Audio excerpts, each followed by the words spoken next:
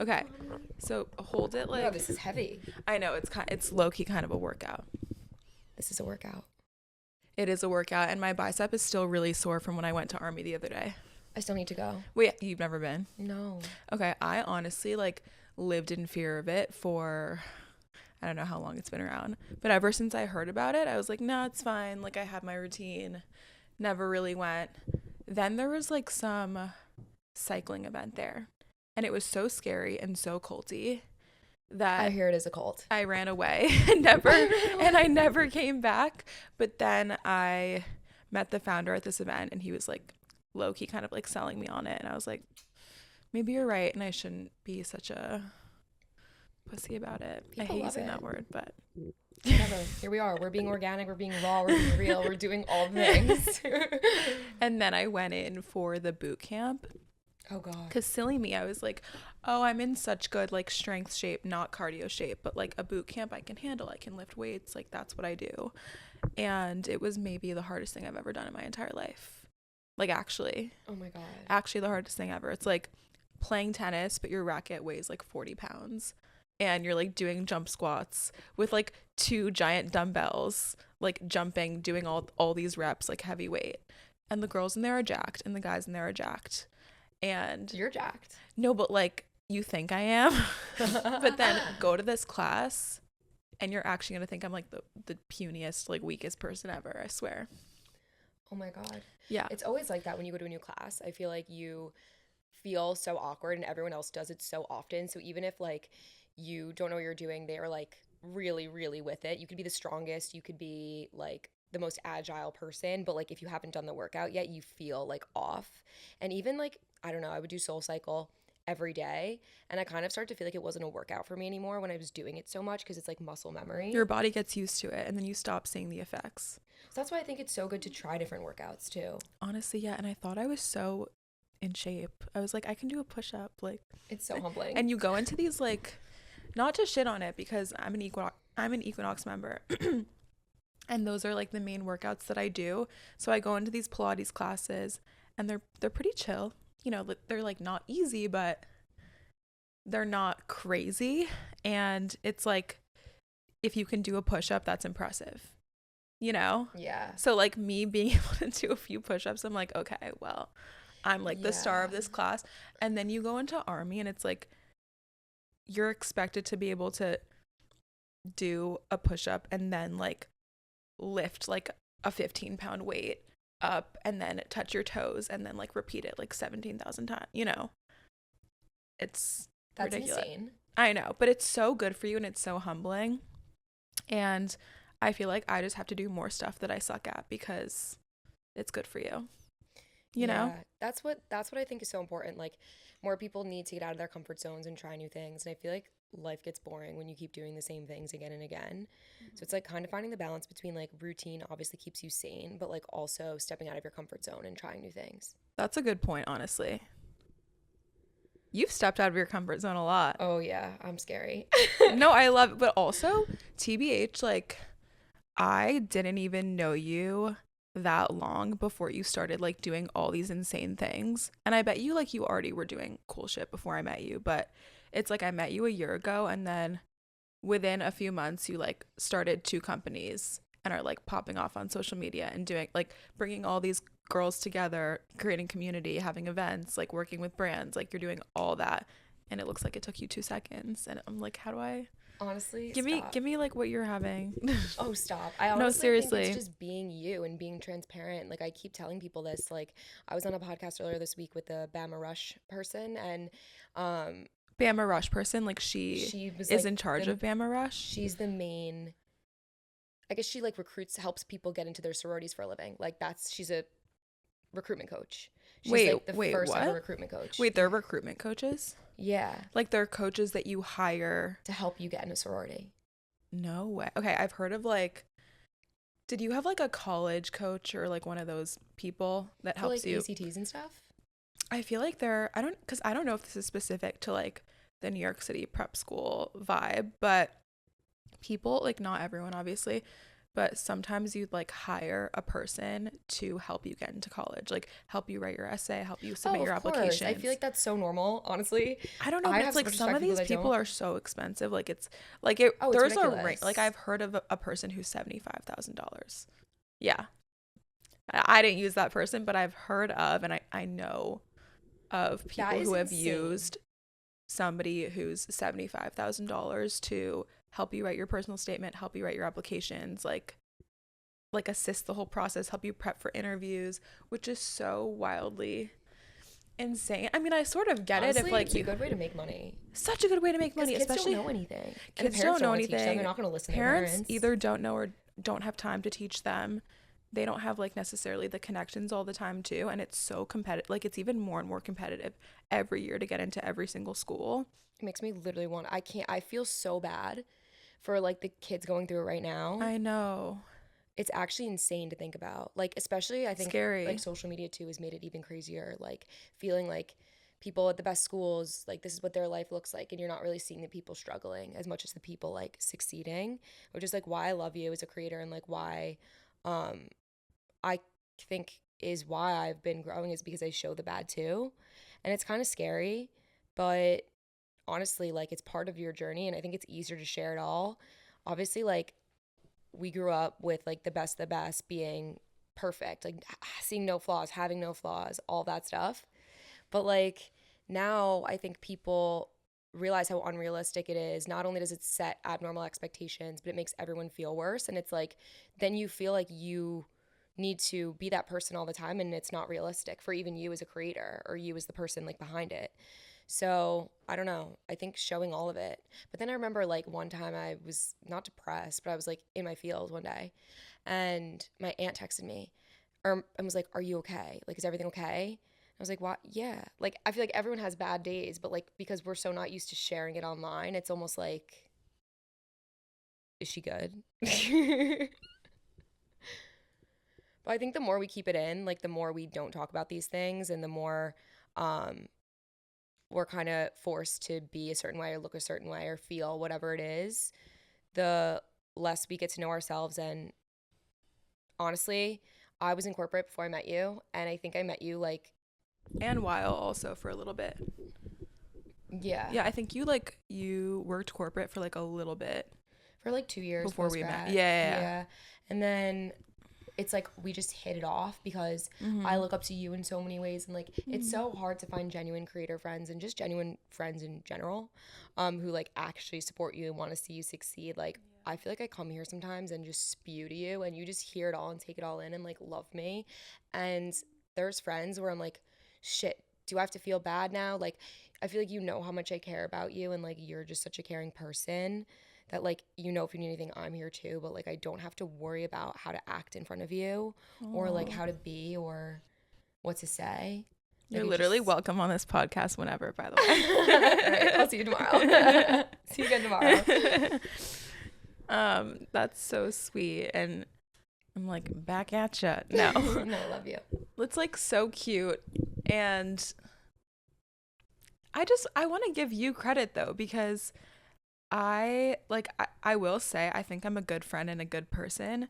And I also think that you make the space for people to be themselves and not feel judged and also be united with other women. Like that's what you're entirely about, not judging people, not being snobby. And especially like in our environment in the city, that's not super easy to come by. So it's something that I really appreciate and stands out when I see it, which is again rare. Thank you. Yeah, it's true. I mean, that means a lot to me. I always wanted to create what I wish I had. And whether that was like I know you had a similar situation in college with sororities and it not working out for you, like I was like, okay, now where do I go? Like it kind of was like, okay, if I'm not in a sorority or I'm not in a friend group or I don't have a place to, like where am I supposed to go? So I'm trying to like But I feel like you thrived. Like the other day when you were here and you were going crazy over the Ohio game, I was like, oh, this girl loves Ohio. Like this girl loves college. She loves all that stuff. Like it honestly, the energy was so infectious because I didn't give a fuck about my colleges that I went to. Like, they were good schools and I did okay, but I wasn't like in the school spirit. And despite you not experiencing like the ideal social situation, like you did still find people that you liked, you still thrived, you still love the school, you made it good for yourself, you know, I think it's like which is this. inspiring. Oh, thank you. It's true. I mean, I think a lot of it is setting expectations. Like, I wanted a big school. I went to private school in high school and had the absolute worst time in my life. I felt like everyone knew everyone's everything. I felt like there was only so many people I could be friends with to talk to. And I just felt kind of like stuck. Mm-hmm. Um, and so when I transferred back to public high school, not everyone liked it. My sister didn't like it. Like, I'm the only one that I know that has fond memories of that school, honestly, that I've spoken to. But I think it's because it's all relative. And I would made friends from so many different walks of life. I wasn't in a friend group. I remember begging girls to like, add me to your group chat, add me to your group chat. And like, we think that like being in a friend group will make us feel safe and included and important, but you have everything you already need within yourself. So I want to really teach girls that. But also, like, Ohio State's huge. Like, I didn't pick that school because I wanted to be in a certain friend group or because I wanted to be in a sorority. I picked that school because I fucking love it. How many people go there again? It's like a crazy number. 60,000 undergrad. It's insane. Yeah, that's crazy. That's like, I've never heard of a bigger school than that. But there's so much spirit. Like, Yeah.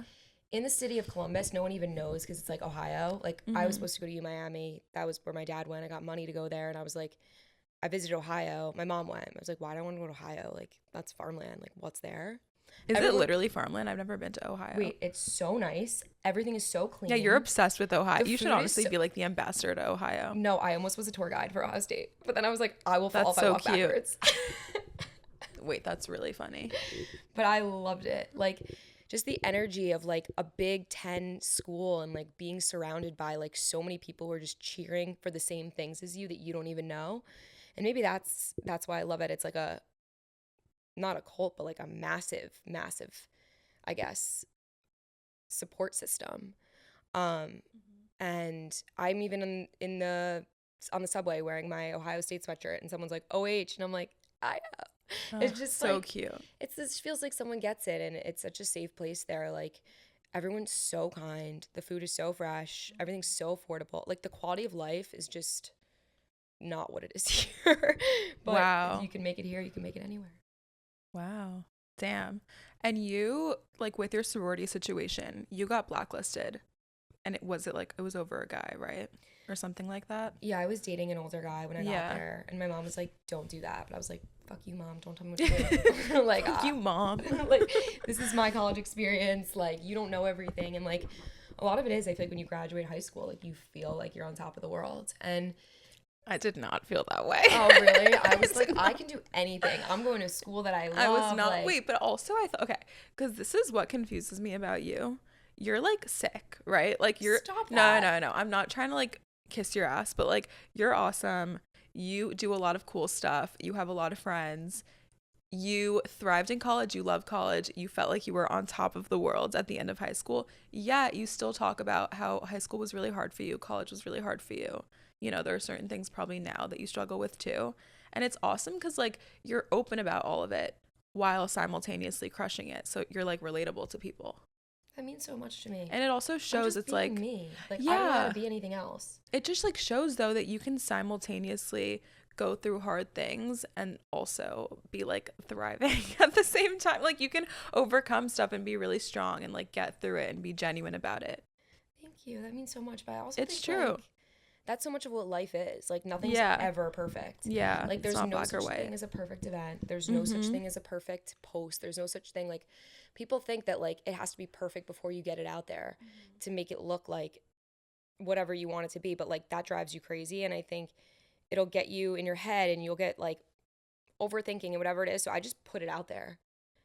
Like, I don't have time or energy or anything to just, like, think about what I'm doing. Like, I just do it. And if it comes from a place of like genuinity and just being yourself. Is genuinity a word? I don't know. I think I made it up. I hope it's a word. We have to look it up. I'm down. But I think, yeah, so much of it's like just being you and sharing that with the world and the right people. It will attract the right people. Like, I think so much of the reasons we're chasing trends and marketing and is making people feel insecure. Like they need something in order to fit. like, I don't know, like you can't poop. I don't know. You need this to poop. That's an awful example. Like I'm trying to think. You're like speaking. That was like you projecting. No, literally, I don't even know what I said. But so much, like, I don't even know what's wrong with me. No, I'm laughing because you randomly texted me out of the blue one day being like, how do I like not be constipated? Like, no, I have the worst poop problems. It's actually so annoying. And I'm trying to drink more water, but it's not, it's like, I don't know. I don't know what's going on with my system right now. I need to see one of those like doctors. You can't complain about people trying to sell you like products that help you not poo if you can't poop. Okay, and you need help. That's not what I meant at all. I meant like so many of these like brands make you feel you're less than if you don't have it. I mean, that's essentially like I feel like what a lot of marketing is you're highlighting a problem and you're showing the solution. Me like not being a marketing expert at all, but it makes sense. Yes, you it's are. like look what you I built, don't know. this whole following, everything. Well, thanks, Izzy. But yeah, it's like there are different ways of looking at it ethically too, because to an extent, a lot of these people that you see online pushing products, they're good products and they actually like them, and also some of them are just doing it for money and it's fake and are also feeding off your insecurities. And that's like a tough thing too to figure out, like what insecurities should you be okay with like fixing versus like ones that you maybe have to do more like inner work to get over. You know what I mean? That's a really good question. I always think about that. I think it's all dependent on like what you need right now. Like if I don't know, I have bad skin, but your skin looks great, by the way. That's very nice, but I mean it. Feel gross. My skin, I think it's I've been so stressed, it's just been acting up.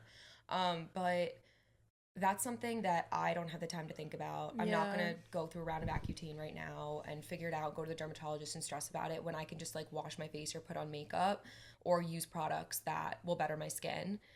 But I think it's also the difference between like how you feel when you're using the products or how you feel when you're being marketed to. Like if you feel like you're lacking, I wouldn't say that's a good product to go after. But if you feel like you can be more confident and a better you and feel more beautiful because of it, is what you should lean into. So hard, right? Because it's like, how do you know if you're coming from a place of lack versus, I don't know if gain is the right word, or enhancement. You don't need that new aloe set. Like, you don't. Yeah. Well, yeah, need is a really strong word. Like, no one needs a new aloe set, technically, but I don't know, maybe. Yeah, it's tough because you could say, oh, I really need a good concealer because, like, the one I have isn't good enough. Or, like, I really need this supplement. Yeah, I don't know. All about how you feel when you get it. That's true, yeah. If you're like, okay, if this will make me feel good for 5 seconds, then maybe it wasn't worth it. But if it lasts for longer and you're like, okay, wow, this is actually helping my life in some type of way, I think that's when you. What about my lattes every day? I feel like that's a pretty those make me feel, I mean, those make me feel good for the duration of me drinking them. And then they like kind of give me energy. Although at this point, I honestly don't think caffeine even works on me because I'm so addicted. So that might be false. I just need to give me my Adderall. Oops. Whoops. Oh God. I still haven't picked up my Vyvanse, by the way. I ordered it. Did I tell you that I was like maybe going back on? Yeah. Yeah. So. Yeah, because I didn't take it for like 3 years, and then I just like was being so unproductive, and finally I talked to my psychiatrist and I was like, I think I should probably just go back on stimulants, as much as I didn't really want to take drugs. And then she prescribed it, and it's literally out of stock everywhere because it's in such high demand. My friend, and so many people take it. In New Jersey. Really? Yeah. Like, I'm going home on Monday to pick up more Adderall. There's a shortage.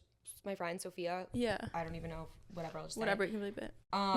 Her boyfriend needed Vyvanse, and they're out in the city, so she's literally driving to New Jersey to get him the Vyvanse. Yeah.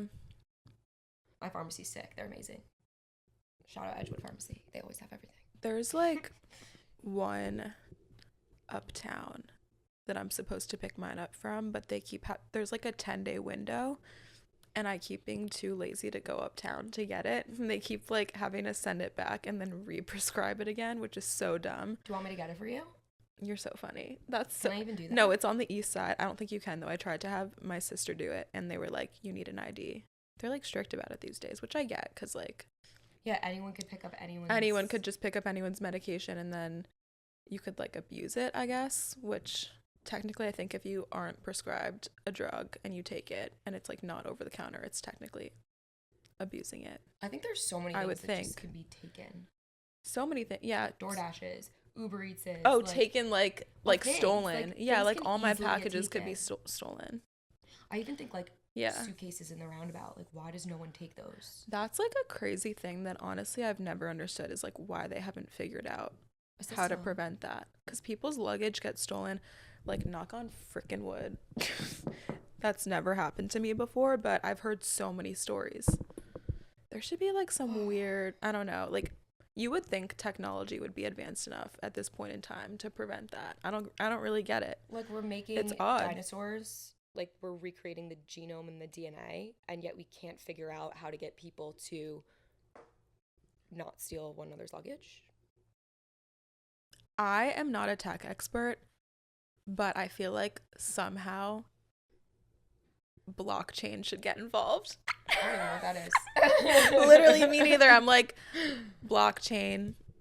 If anybody knows what that is, please let me know. Yeah, please write in the comments. And explain to me how that would be used for suitcase identification or anything. Literally. Just something tells me, like, something deep down in my soul tells me that blockchain would be a good thing for suitcases.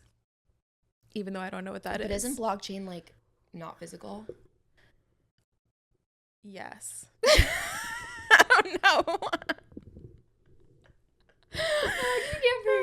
I mean, I think it has something to do with like I'm literally about to talk out of my ass. Like, I guess that's what this is all about. But I think it has something. Snorted to the microphone. No, I'm down. Like, I think it's something about like blockchain where you're identifying things that are like one of a kind and not replaceable. Don't quote me. Insurance? Insurance? Like on, oh, there should be suitcase insurance. Oh my god, sorry, yes. I just got so excited I just choked on my own Because stuff. there's the thing too, sometimes if they lose your luggage, they pay you, but like what if they pay you?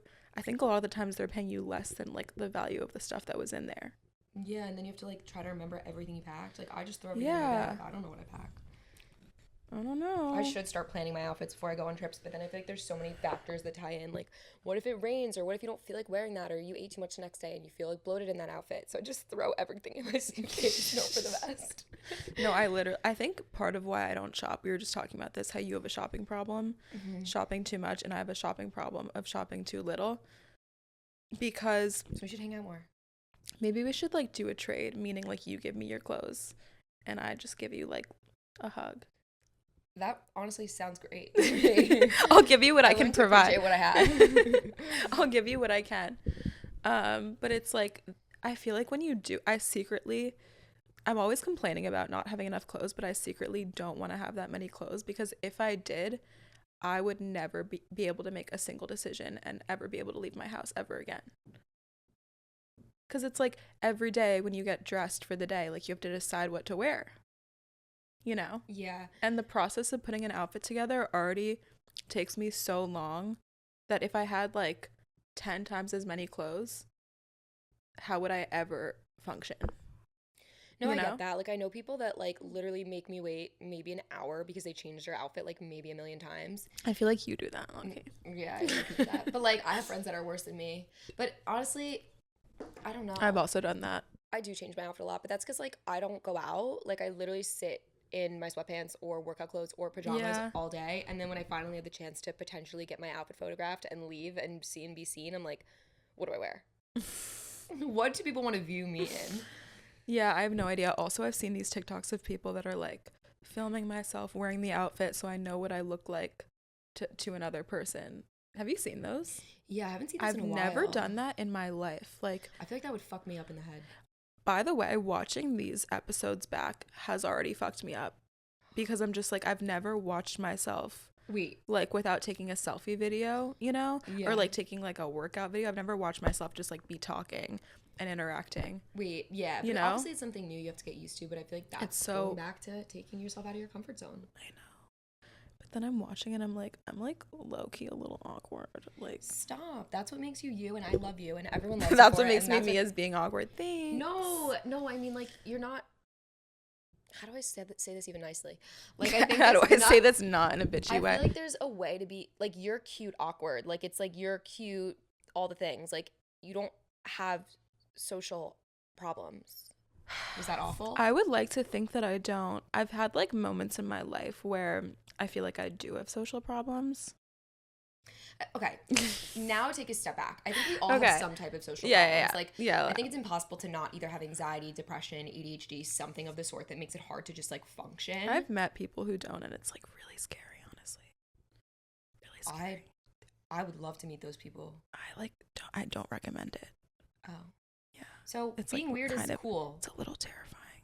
So let's be ourselves. Let's just be silly. Yeah. Right? Yeah, I think like the vast majority of my friends are either diagnosed with ADHD or for sure have it, and they just need like one doctor's appointment to like get a prescription. You know what I mean? Like, yeah. I mean, I honestly felt like I got diagnosed with ADHD when I was 16. My mom, before I was supposed to take ACTs, SATs, she was like, okay, Izzy, you're taking tests now. You're going to take Adderall. And I was like, okay, great. oh my God, really? Yeah, she's So your mom's like very pro Adderall. Adderall. First thing she says to me, good morning, did you take your meds? Good morning, did you take your meds? Wait, but did she think that you actually had ADHD, or she wanted you to have like an advantage? Or both? Probably both. Love you, Mom. No, I'm not saying it's bad. Like, I'm sure it's very common. And by the way, there are like a lot of kids that I'm pretty sure just like paid someone to diagnose them with ADHD so that they could get like extra time and meds and whatnot. I mean, I feel like we all have a version of it with social media. I mean, yeah, I don't know. Well, that's true too, because like all of our attention spans are completely messed up because we're like, look, first of all, I think I kind of blame Vine, because Vine, those 6-second videos, like they didn't think that was going to mess up our brain chemistry. Yeah. Right? And now it's like... That's why I'm happy Instagram's finally going to start pushing out long form content. Yeah, and like I miss the YouTube days. Not that I ever really watched YouTube, because I like wasn't cool like that. But like movies... I only watched Gigi Gorgeous. Who is that? She was like the first trans person I've ever seen. I don't even like... She's absolutely gorgeous. I actually saw her at Alice and Olivia's Fashion Week last year. Was born a male. Yeah, but she's like the prettiest girl ever. Whatever. And I what's just was her content? So fascinated by her transition because I didn't know what transgender was growing up, and then she was the first. Well, person no one ever like, talked about it growing up, and also like, not to sound like an idiot, but I don't know if it's called transgender anymore or if it's transsexual. Is there a difference? I think it might be transsexual. I think someone needs to come I on like here and teach desperately need a Jamie. Like, I desperately need somebody to get on here and start Googling things for me. If anybody wants to, I should probably just do it right now. I'll just Google it on my phone. I'm honestly curious. But yeah, I think it's like getting back to like the ADHD thing. Yeah. Now I feel like when I don't take my meds, I'm crazy. Like, I notice everything. Like, you can't put me in a grocery store because I will be in there for 5 hours staring at things, reading labels like, if you take your why meds is this or one no? more priced higher than this one? Wait, sorry. When I don't take my meds. Like, I think because I've taken my meds for like over 10 years, like now my ADHD is so much worse, and like I can't believe I ever functioned normally without it. But granted, I was like 15 and also depressed at that point in my life. Damn. So wait, transgender is considered the more inclusive and preferred term, acting as an umbrella term for individuals with this experience. okay. While transsexual is an older, sometimes considered outdated. Oh, is the opposite. Whoops. So we did it right. Specifically to describe someone who's undergone medical interventions like surgery. Oh, okay. Oh, so it is transgender. Oh, that makes sense because I never knew what I the should have like difference known was. that probably. Well, we didn't go to school and this was like taught. I guess it was like, I like didn't even know what feminism was until like high school, I feel like. Yeah, I think that just shows like how much work we need to do as like women, even to like teach people. Like, there's still so much effects of feminism, sexism, not feminism, oh my god, that affect just the way our lives are and like what's being taught. And like I think part of it is like the more we talk about things, the less normalized they are. So part of it's like trusting You mean society. like the more normalized? Yeah, like the less we talk about it, like you kind of just let it, yeah, the less we talk about it, it yeah, goes into the less society normal. and feels more normal. But when you like speak out about it, it's like a sore thumb if you keep talking about it and talking about Wait, it and that's talking actually about really it. interesting because I thought you were saying that talking about it is normalizing it, but Like you're saying that educate the people that need to be educated, but it doesn't need to be like a. Oh, I see what you're saying. Okay, you're saying like if you discuss something too much, you're not taking it. I don't make sense. No, no, no. But I get you because you're saying like even if you talk about something a lot, you're not really taking it for granted that it's true. You're like pointing out that it's Not like what is like you're highlighting it, you're targeting it, it stands out. Where are my brain cells today? Like, I Like was watching that movie. I had brain cells like 2 days this. ago. Should I just say this? Just say, we can always cut it if you want. Okay, Am I Racist? Oh, I watched that too. And it's like, what'd you think? I honestly, I'm down to piss chat me about off, it. But like, Yeah, I'm curious what you think about it and what pissed you off. I obviously loved the fact that like in the South, they were so like chill. Like, yeah, my neighbor's black, my neighbor's white. Like, so what? Like, we coexist. We're friends. Like, we go to each other's barbecues. Like, why are you asking me, am I racist? Why are you asking me if I like black people or whatever it is? It's like, they're just humans. Like, when you ask people these questions and like make it different, like a man could walk in, he could be black, white, whatever. He's still a man. Like, if it's like, oh, it's a black man. Like, how are you speaking to that black man? Like, how about I just talk to him like a man? I know what you're saying because, like, it's the whole issue of, you know, how saying, like, I don't see color is, like, considered, like, tone deaf now. But, like, that's the idea that I feel like you're talking about. It's, like, there are people, I feel like where they were filming is in the South, where people were saying stuff like that. They were like, oh, yeah, you know, I don't care if somebody's black or white. Like, they're just, like, a person, which sounds, like, really intended and good natured, which I think it is. But then also there are gonna be people who say, yeah, but you shouldn't just like be blind to it and you should still like acknowledge people's identity. Well, yeah. Which like I guess there's like a balance of you shouldn't like treat people differently based off their identity, but then also you shouldn't pretend like their identity isn't a thing. It's hard, at the same time. It's a hard balance. No, I get what you're saying. I think. Yeah, but I get what you mean though. I think it's don't treat them differently, but like appreciate their differences. Like still be cognizant. Like still treat them as a human. Treat them as you treat any other person. Yeah. Because they just are. But like also. Part of I think the issue is like so much of us are closed off, and it goes back to the cliques and the friend groups of like we flock to what we know and what we're familiar around. Like I went to Ohio State, wanted to be friends with the people who were similar to me from my area, and I ended up being friends with people that were like nothing like me. Yeah. And I love that because it like expanded my brain. I knew myself better. I got to like learn and grow and like meet really beautiful people that I otherwise wouldn't have if I was closed off. Yeah. But I know there's certain things that like they don't understand and vice versa. Like I know they don't understand maybe some of my traditions or culture or whatever it is, and vice versa. But that's a way to like, I want to bring you in, and like let's, I guess, diversify and learn about one another instead of being closed off. Like if you're closed off and you're isolating someone, like that's ew. But if you're open, you can appreciate the differences, is what I think. Yeah, that's true. It's good to be open to just like meeting different kinds of people and like appreciating the differences. Totally. And that's my problem with like the whole Rush thing too, is like, oh yeah, oh my god, okay, so one thing I love about this podcast so far is I don't think I've ever managed to have an actually like finished conversation with one of my close friends on here because we're all ADD. Of course, understood. So I think how we got here was we were talking about, it's supposed to be decaf, but it is decaf, I swear. Well, it has like, it's a peppermint mocha, so it has like cocoa, which might add caffeine. But we were talking about the Rush coaches. Remember when we were talking about that like 30 minutes ago? Yeah.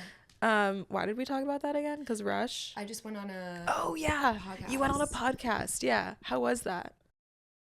At first I was like, I don't know why she wants me to be on here because I'm literally anti-Rush. But then I was like, am I really anti-Rush, or I'm just anti-people not knowing who they are and wanting to fit into a mold and listening to other people's opinions if you don't fit into one? Like I remember Yeah. when I didn't get in one, I was like, am I not pretty enough? Am I not smart enough? Ugh. Am I ugly?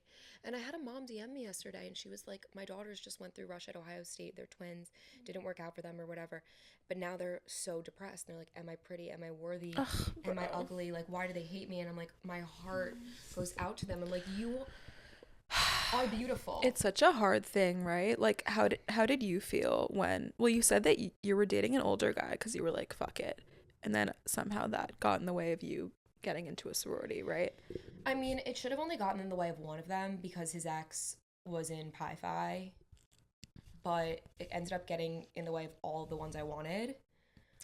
More specifically, the one I had a big in. Like I had a Yeah, girl yeah. like I comment on all remember my you stuff. telling me, and then Yeah, she like and they weren't even friends, so I didn't kind understand. of like two-faced you.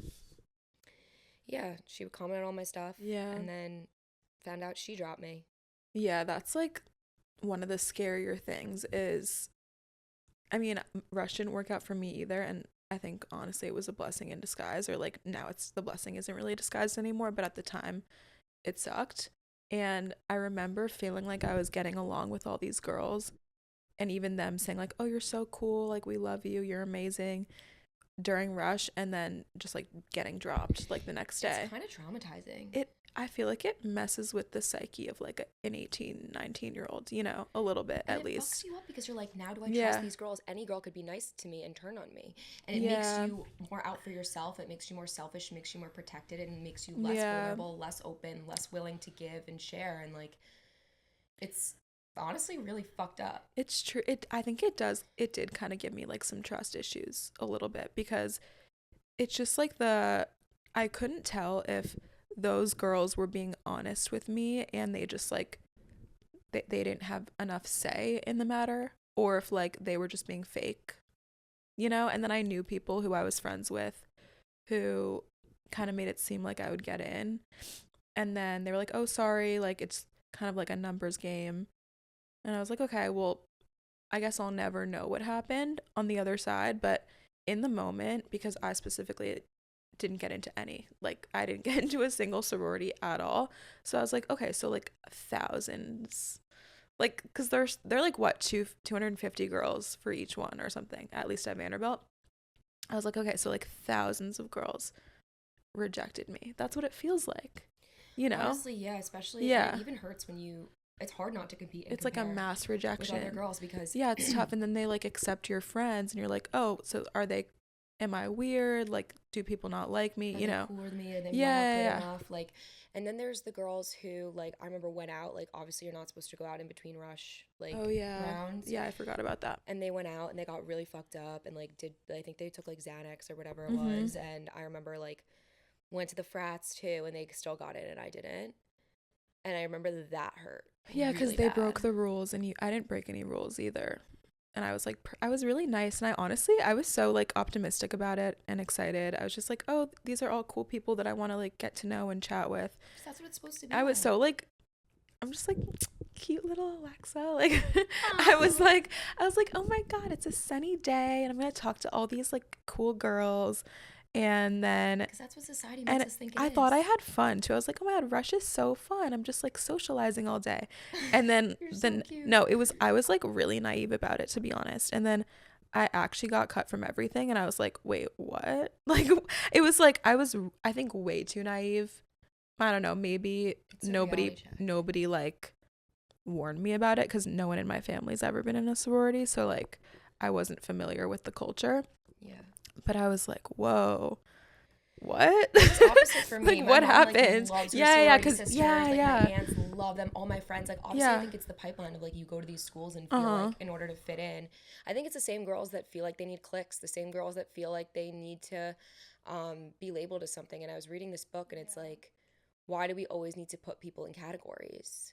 Cuz it's comforting to our That psyche. and because we will not be put in a category if we put someone else in a category. What do We you would mean? rather have someone else be talked about than have it be us. But just because you're putting someone in a category doesn't mean someone isn't categorizing you. That's true. But I mean, the only thing you can control is yourself. I guess you can only control like how you perceive other people. And I think that like attracts the right people when you do that. When you do what? Like yesterday we had a book club for girls, and the most beautiful people came in, and I was so shocked because anyone could have came, but I'm realizing like the messages I'm putting out is attracting the right type of audience and the right type of people. So when you choose not to categorize people, the same people who don't categorize will come towards you because that's what you're putting Yeah. out into the world. And if you come off as a bitch and you want to do bitchy things and you show that your value is your brands and what you wear and all that stuff, like more of that will Yeah. come to you because that's what you are embodying and what you're sharing. It's true. And a lot of what you say, I mean, basically your mission, correct me if I'm wrong, is making it cool to be kind.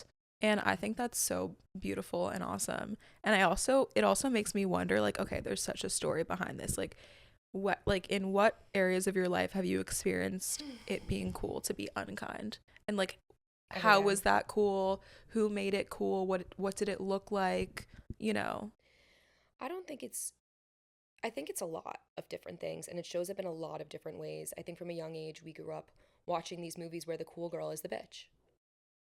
Yeah. And But if then I feel like usually, sorry, I don't want no, to you know, interrupt you. sorry. I feel like too though in those like kind of early 2000s movies especially, there's like the underdog like quirky girl and then like the popular mean girl, and usually like the quirky like not popular girl somehow like wins at the end, you know, like gets her way, and then you're supposed to be like, oh yeah, so like it's not always good to be mean. I feel like there is like a hidden message of that, but the fact that they're even starting with the idea that popular girls equal mean girls might already be a problem, because like why is it like that, you I know, think in the because first I always place? say there's like two types of Yeah. girls.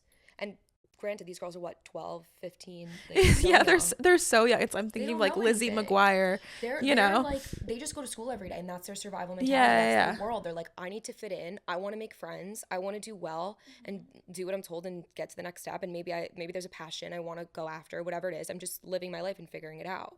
So all they really care about is like making friends, like being involved and yeah. feeling like a part of something. Because that's what matters. That's how you don't sit alone in the cafeteria, which I've done, and I think you've said you've done too. Yeah. Um, so it's like a survival mentality, and you'd think our brains would have already like adapted to that because we live so amongst other people and not in cults and tribes and groups Yeah. anymore. But I mean, a lot of these, yeah, the underdog wins at the end, but it's the glamorization of that bitchy girl. Yes, and you're so right, because first of all, Gossip Girl is such a prime example. Everyone's obsessed with Blair. Blair is a mean girl, like by definition.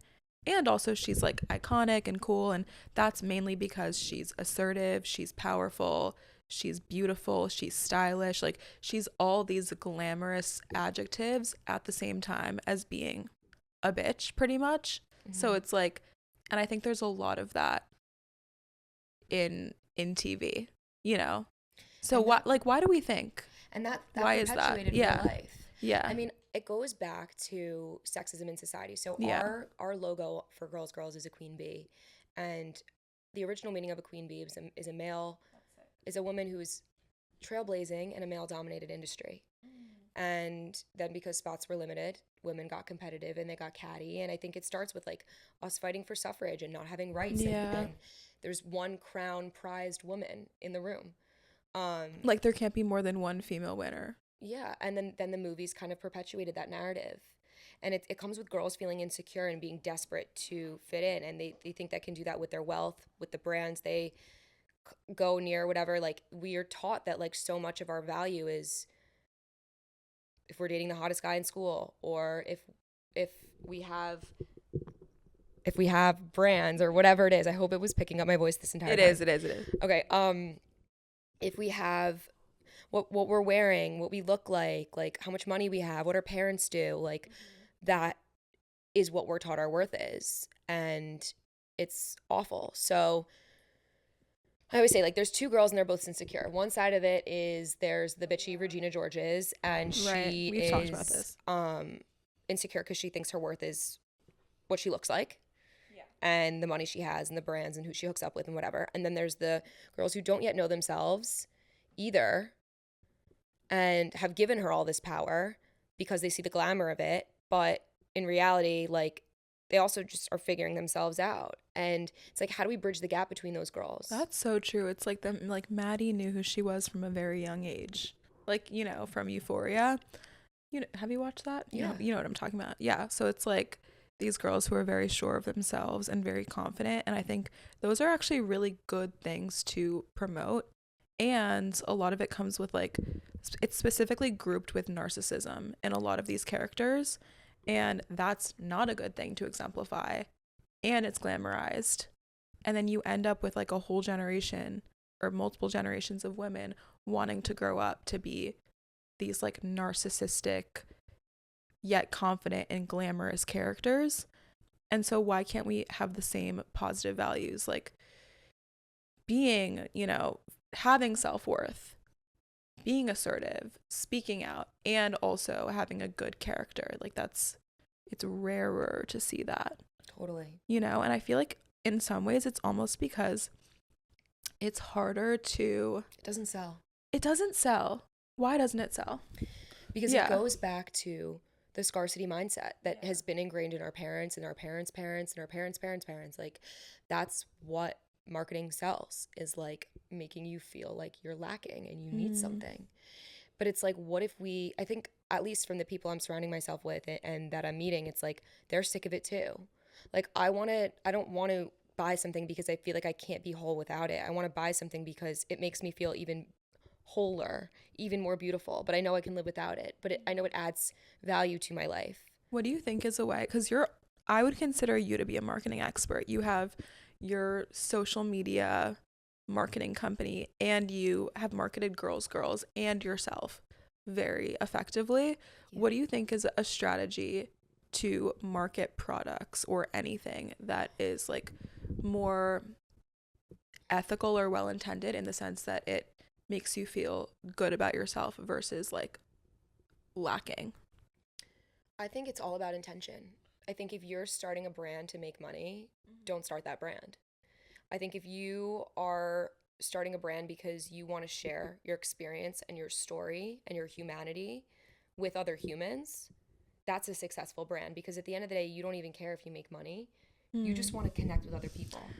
That's so tricky though, because If you just want to make money, go work for a corporate enterprise or work for someone else that figured it out. Because I think, especially in a city like New York, it's like you need to make money to survive. And I'm always put in a corner because like I'm a like, lot.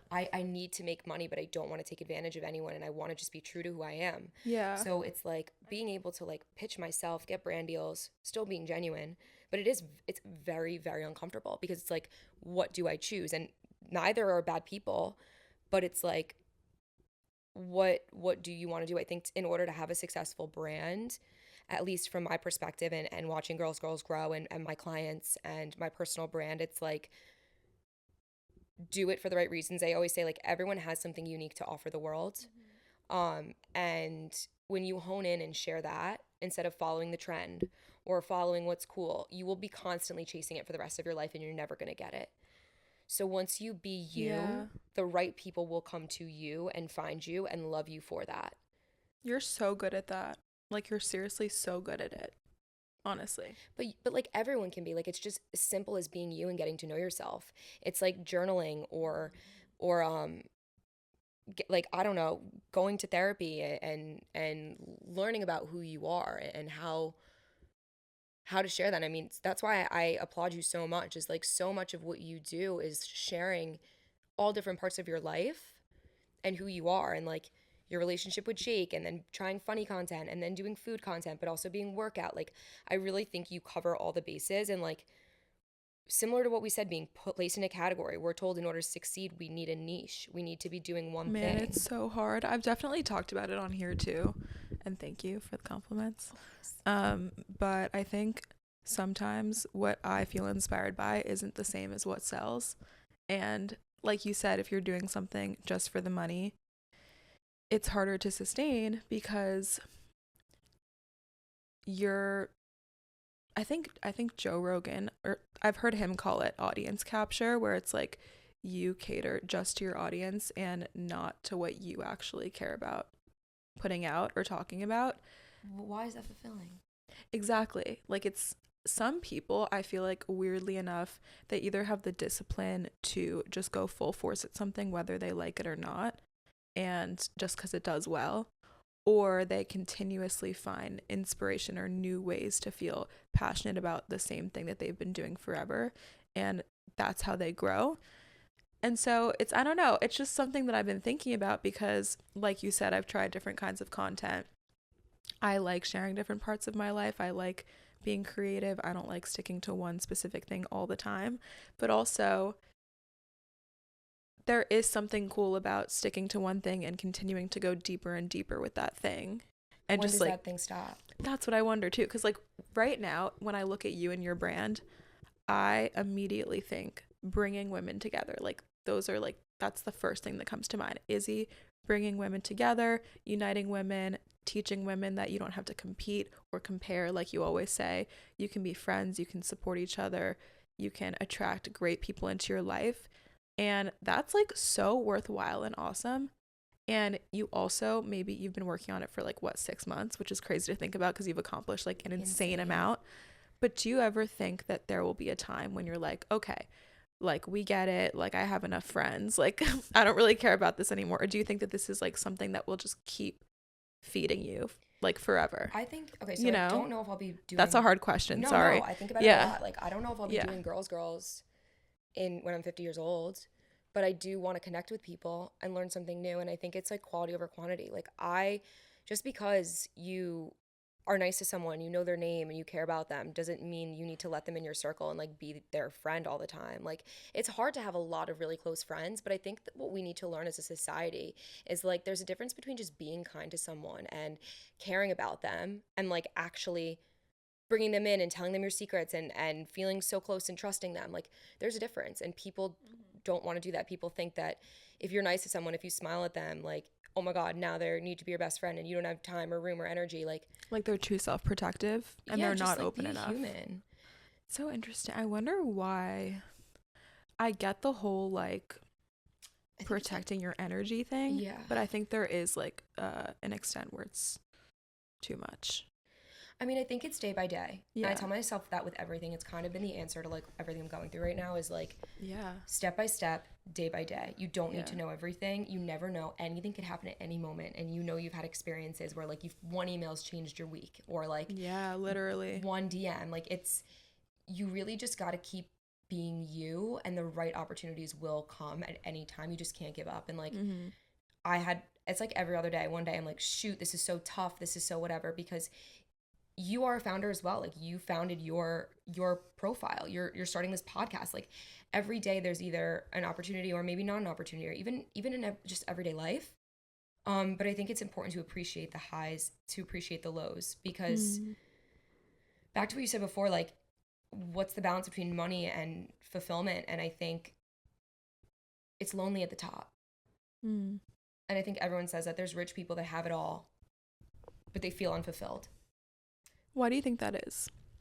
Because either they were chasing money and not chasing substance, or however they got the money wasn't fulfilling to them. And it's a lot of the ways, especially in New York, to hustle. People think the way you get there is to step on others. So it is lonely. Where do you see that? People like stepping on others. That's putting a tough someone thing. down to make them look better, maybe talking shit about someone to a brand or to someone that could be helping them, making someone look bad on purpose, or just like spreading negativity about someone that you have no business talking about. And you have experience with these specific incidents. Of course. Yeah, no, I know that you do. And my whole life. Yeah, and what is that? Like, why? I mean, I guess it's we can't speak for other people or get into their minds, right? But I'm still asking this question because everything that you're doing, again, so cool. And I'm also like, why does this even have to be said? Like, why do it should be so obvious, right? Like, what incentive is there to not be a girl's girl? First of all, and you asked this because it's trendy. Yeah, and by the way, you on all of your event applications, which I love, by the way, it's like cool how you have those. It's like you sign up for the event, but then you put in like, what does it mean to you to be a girl's girl? You always ask that question before you accept someone into your event.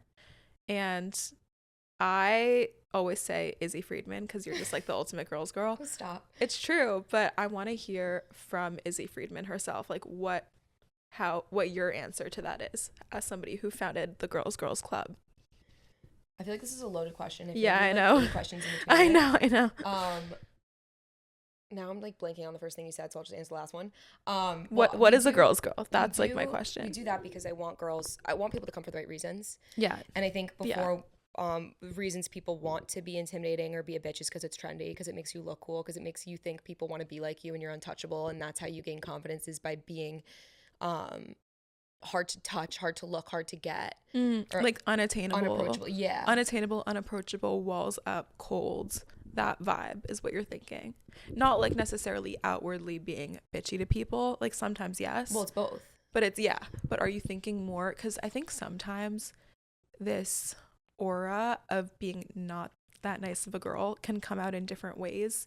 And in some ways it is so glamorized that it's not even like identifiable unless you look at it critically. You know?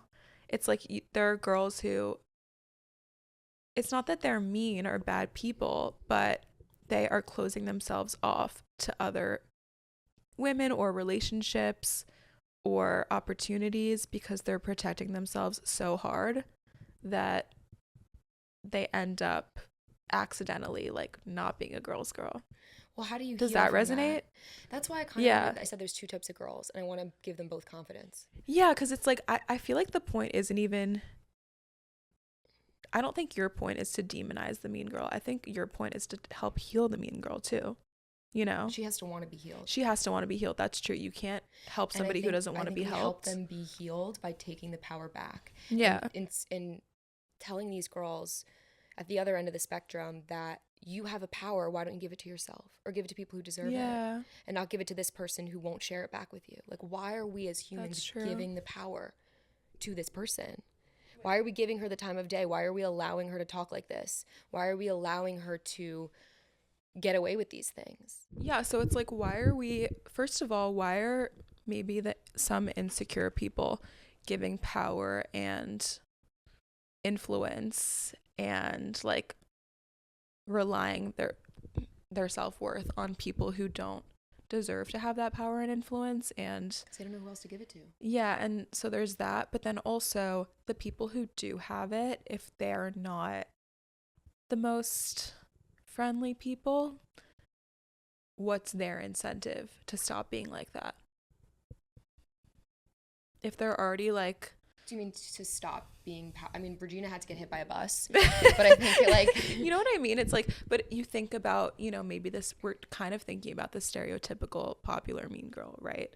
So who is she? Usually she's like rich and pretty and like aspirational, and she is like only wants to be friends with people who are the same things as that, except she like is the queen of all of them. Would you say that's a good definition? Yeah, I think, you know, she wants the power, and she gets the power by taking it from others, by making them feel bad, by bullying them, by belittling them. And there are already girls that are just growing up, so they don't know any better. The only person that's probably told them they're special is their parents and maybe their close friends. So at that age, you're really figuring out who you are. And to have someone that seems like everyone looks up to say that to you, it's like, oh, well, she's probably right. Because if this many people follow her, she must be right, or whatever it is. So, but these girls don't realize that they're choosing to give her the power when they believe her words. Yeah. So it's like all of these people emulating these big creators even that teach you that maybe you don't have a brand, you need it, or maybe you don't have this makeup product, you need it, or like I wore this and if you want to do this, you have to do this. Like I want to influence people to do things that will add to their life. Not things that will make you feel like you're not good enough if you don't have. And I think it kind of goes back to... It's so hard though, Izzy. Sorry. No, it's fine. No, I have a thought, but I want to let you finish yours. No, it's fine. You can say. Okay. It's hard because everybody has their own triggers and insecurities, and you could be saying like, maybe this is me being, you know, critical, whatever, overly critical, nitpicky, but you could be out here online being so cool, doing inspiring things, bringing people together, and then there's somebody out there that's like, ugh, I feel so insecure because I wish I were more like Izzy, like having these businesses and doing something with her life. You know, I feel like everybody could be insecure about something, and in a certain way, like people have to take responsibility for that. And so it's like a question of how much do you as a creator or as a business owner or as a public figure take that into consideration into your messaging versus like, you know, allow the people on the receiving end to do the work internally and not be bothered by things that are like actually innocuous, you know? I think it's like following the people that make you feel fulfilled and not following people that make you insecure. Like when you scroll through your feed, how does it make you feel? Like, depends what feed. Do you like watching these people? How do they, what are they like? Yeah. I also always say like social media is only as healthy as you are. Like if you're going in with the mindset, like, that's what I'm saying though, you know? Yeah, like if you are going in ready to meet anyone, discover your new favorite brand, or hear someone talk about something really cool, meet someone new, like the world is your oyster on those apps. But if you are insecure and maybe don't feel good about yourself and are going through a time period where you're questioning who you are and what you want to be, it's not going to be good for you. And it also depends on what content you're consuming too, because when I was going through like the hardest period of my life, I could only really consume wellness content from people who I wasn't comparing myself to, you know, just like people that were really giving me value and ways to help myself on my journey. And I wasn't at a point where I was like feeling bad about not being those people yet. I just wanted to learn from them. I don't know. It's like, I think it goes back to like kind of what you said before, like how do you empower these people that are following you and maybe don't make them feel insecure? Yeah. And I think it's like, because also you can't like, their insecurities aren't your responsibility. So you know what I mean? Yeah, exactly. Like, I mean, I think, so how do you handle that? I think it comes with not being elusive, not gatekeeping, being open, being real, being honest, being genuine, and empowering other people to get there too. Like it literally is as simple as doing the inner work, figure out what makes you happy, figure out what skills you're good at, and marry the two, and then share that. Yeah. And just sharing what makes you beautiful with the world. And if you don't know it yet, maybe you like to draw, maybe you think you're a good artist, maybe you, I don't know, just start drawing and share that with people. And maybe people think that's cool. Maybe they won't. Keep going. It's not giving up. It's discovering yourself. And it's so beautiful that we have these phones and these abilities to connect with so many humans throughout the world. Like there will be at least one person that gives a fuck about you. Yeah.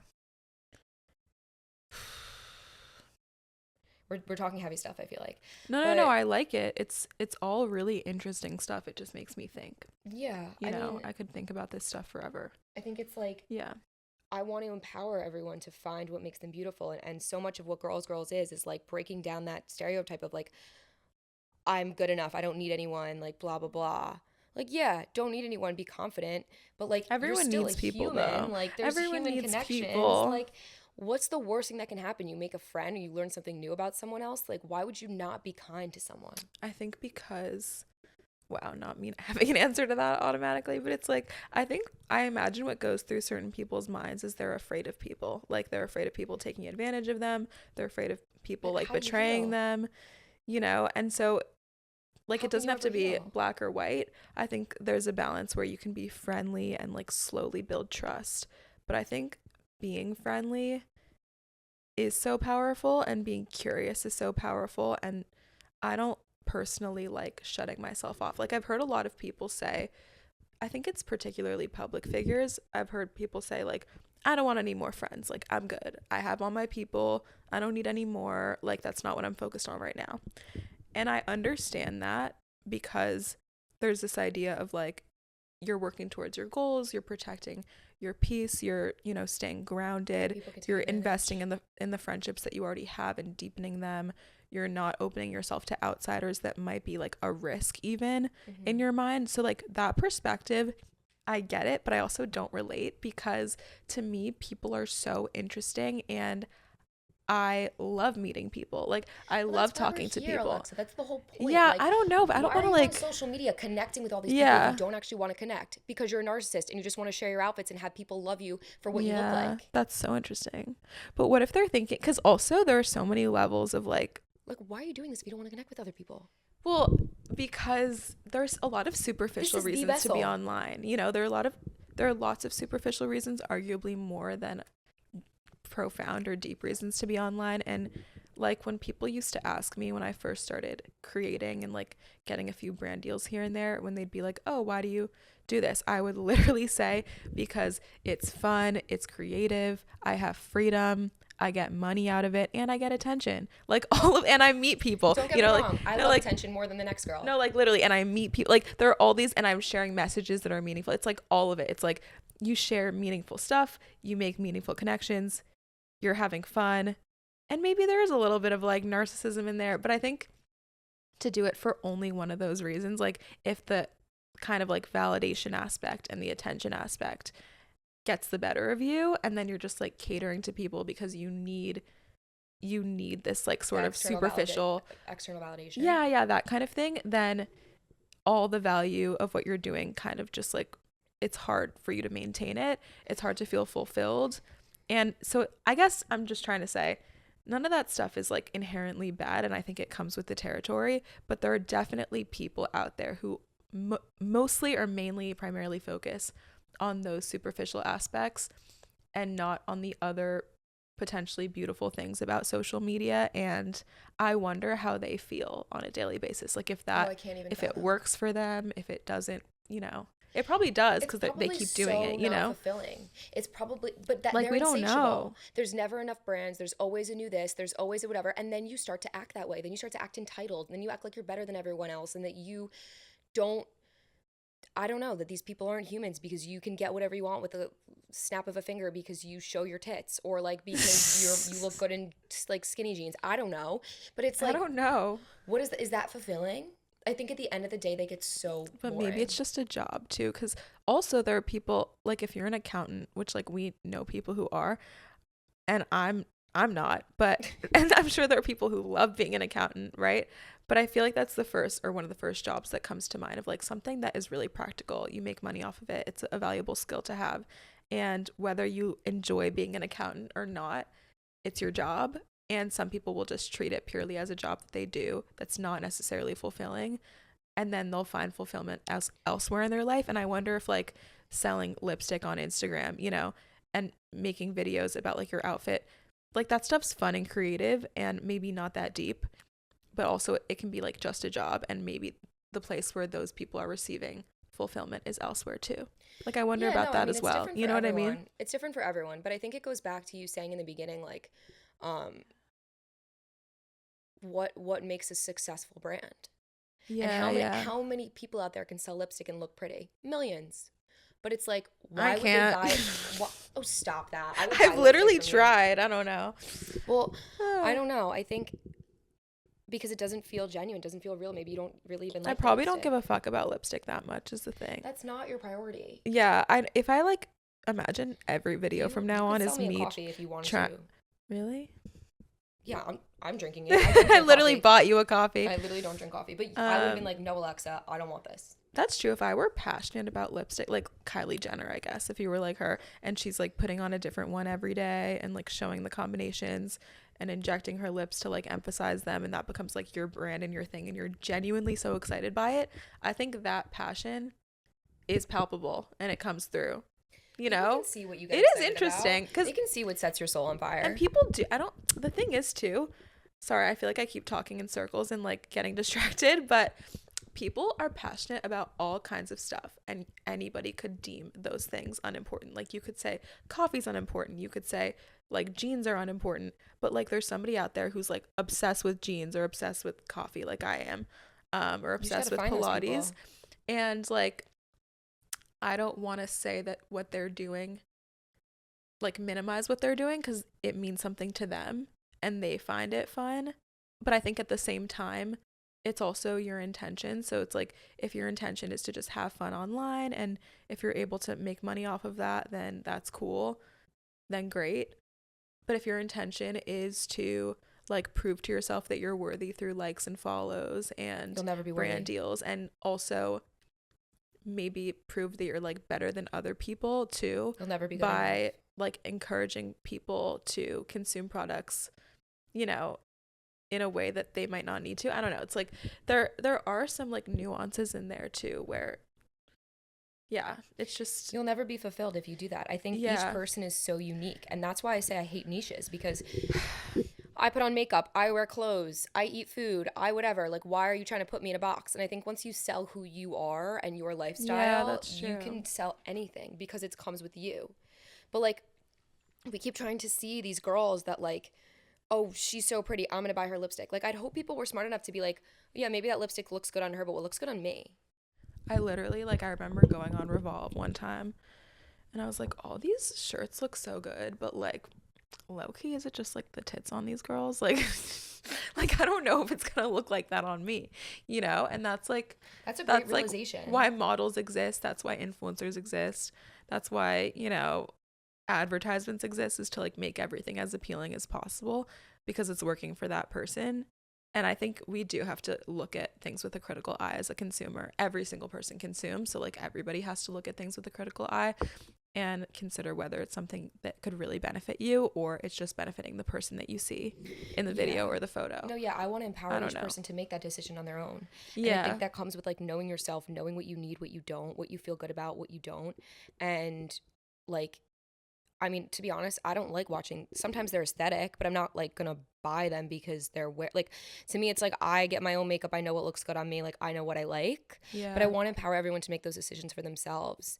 And you said like that's why we have influencers, and that like hurt my heart because it's like that's not It why hurt I'm your doing heart? it. No, not in that way. Stop.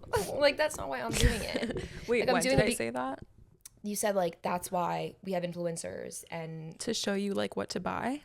yeah, but I don't want that to be my that's not why I'm doing it. I'm doing it because I want to share who I am with the world and connect with people and help make the world a better place for girls everywhere and teach them how to be themselves and empower them. And yeah, maybe if a brand likes me along the way, I'm happy to make money for it. It's hard out here, but like I'm not going to take something that I don't feel connected with and That's real. awesome. Yeah.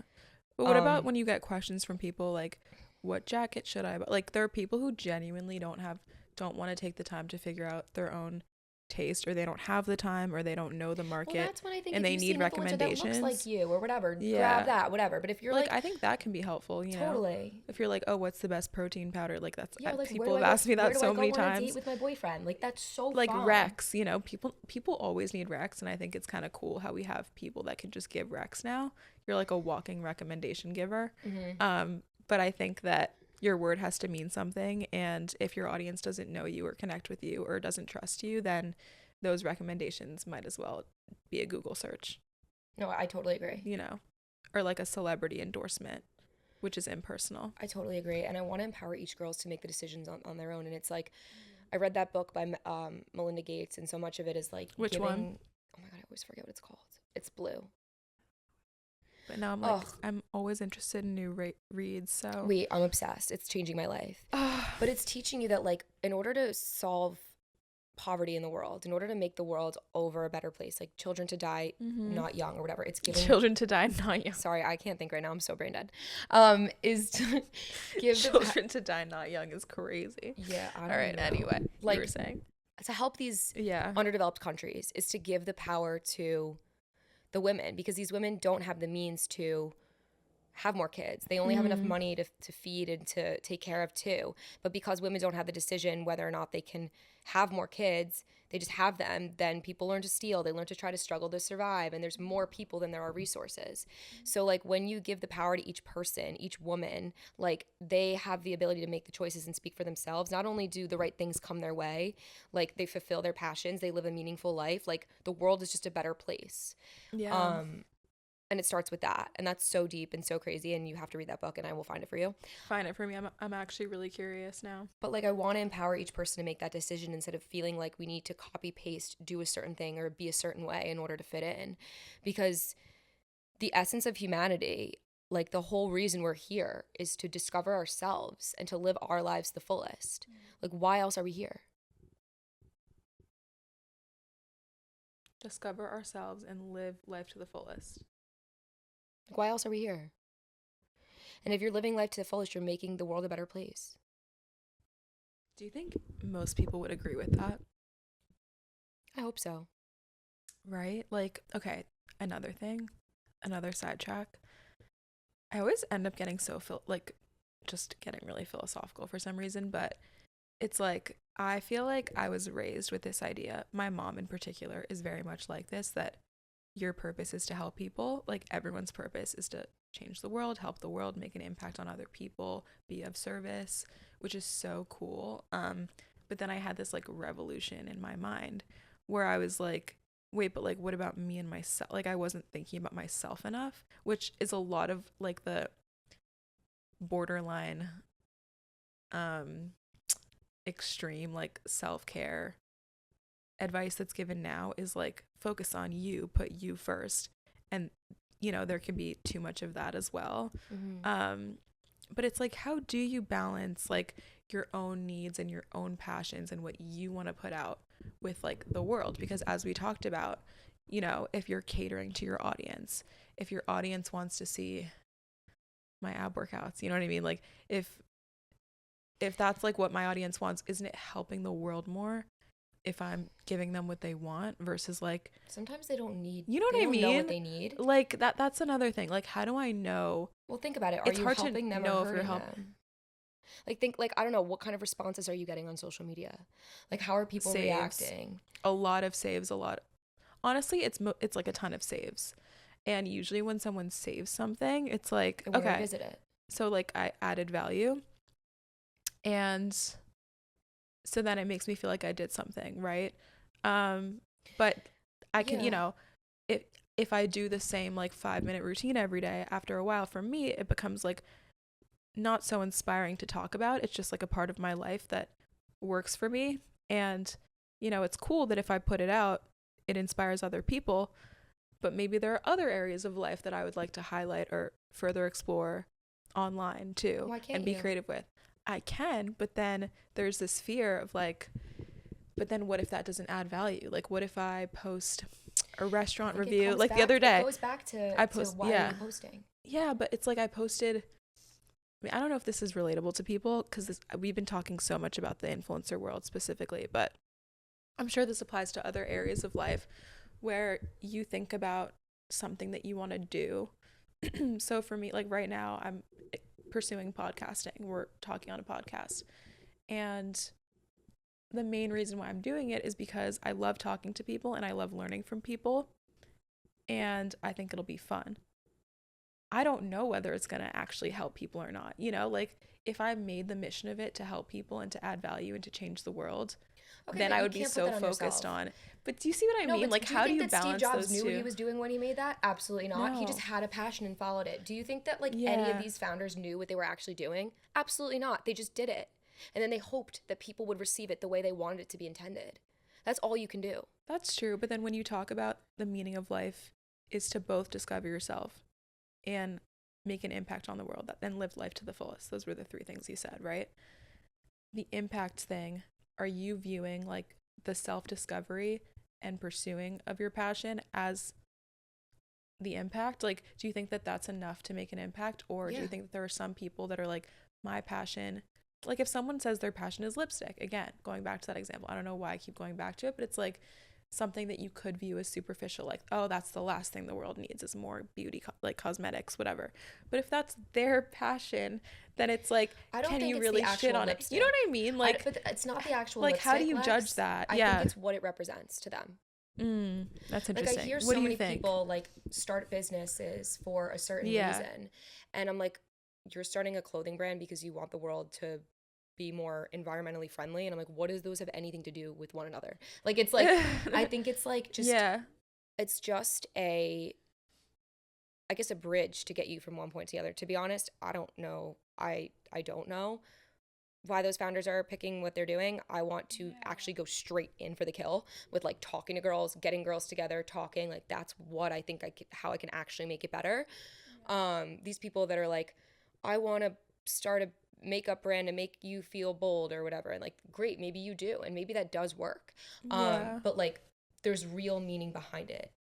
Yeah, so like for the Kylie story, I imagine a lot of her inspiration, and I should probably listen to more interviews to confirm this, but from the general dialogue around her brand, it sounds like she was maybe insecure about her face. She And was. and probably got a lot of comments about it that made her want to change something. And that ends up being the inspiration behind a beauty brand. So you could say, and something beautiful did come out of it in the sense that it's creative, it's a, It fulfills thriving her. business. Maybe it makes her feel good. I don't know. She wants to help the other girls. The girls are being helped. They are, having nice lips because of it. And then you could also say, yeah, but that's because you felt like not pretty enough. And that's like not a great thing to like react to, Well, no, per se, Alexa, why do too. we do anything? Why am I Yeah. doing this? Yeah. Why am I building girls? Because I was once You had a pain point I was yourself. once Yeah. I want to be who I wish I had. I want to help Yeah. the world and make sure that no one else has to go through what I went through and no one else has to feel that way. And that's why I think most people do the things they do. The Bama person, she said she didn't get any sororities either. That's why she's created this whole podcast. It went on the Bama Rush documentary. It's like So you do interesting, things though. out of pain. The things that the different routes people take, though, because the Bama girl, she didn't get into a sorority. You didn't get into a sorority. I didn't get into a sorority. Her response was, I'm going to become an expert on how to get into a sorority. My response was, I'm switching schools and I'm never thinking about this again. Your response was, I'm going to empower women to be nicer to each other. Like three completely different Isn't that beautiful? responses. And I always wonder, like, and they're all valid. It's like people have different solutions and approaches to maybe a similar problem or the same problem. Value. And so it is really interesting. Like people have different problems that are meaningful to them. Or also there are people who like, I know a lot of girls who have had eating disorders. Like I had one, and I know a lot of people who have. Again, people online have talked about it, but that's not their main focus. Like some people online, they talk about their recovery journey. They make it a part of their brand. They make it a part of their mission. It becomes their passion to talk about it. Other people, it's just like, oh, this thing I went through, and I'll be open about it, but like my focus is beauty, or my focus is lifestyle, or like, people have in their life gone through a mental health struggle, but they're in finance. Like I don't know. It's just Well, like no, Lex, things I think unrelated. that's what makes humanity so beautiful. Yeah. That's why we have this platform to connect with people. That's why you want to meet more people, because it's beautiful, it's interesting. It's like, this is what life is. It's what the meaning is. This is like why we're here, is to create this like better place for everyone else to be living in it, and to like just connect with other humans. Like, Yeah. that is the beauty, the essence, the meaning of life. And the way that you even just said it, like you answered your own question, like everything, it's so fascinating to meet different people, see what drives them, and see what they do about it, because every single person is unique. Every single person has something unique to offer the world. That's such a good point. Because it's also like, now I'm thinking of so many examples. It's like someone being overweight. There's the body positivity route. There's the weight loss route, right? But even if we both go the body positivity route, Yeah. my journey, my experience, the way I was raised, what I look like is not the same as yours. Not at all. Yeah, it's so true. And then people are going to talk about it. They're going to approach it differently. You're going to find people all over the world who like think one way or the other. And then even within those camps, like still more nuanced approaches. And you're going to find the ones that resonate with you and be helped by those people. Yeah. That's the whole meaning of it to me.